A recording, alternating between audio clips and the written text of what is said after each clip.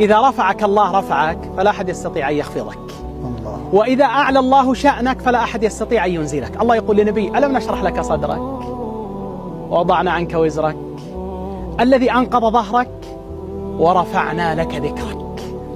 سبحان الله العظيم. وأنا أتأمل بهذا كثيرا والله يا أخوان، كلما تأمل العبد في عطاء الله جل وعلا لخلقه ورحمات الله التي تصل إلى عباده كلما ازداد يقين بالله جل وعلا، وأصبح في فأل عظيم جدا في أن يطلب كل شيء من الله. ولذلك يقول الإمام أحمد كلمة بديعة جدا، كما يقال: تكاد أن تضيء من غير زيت.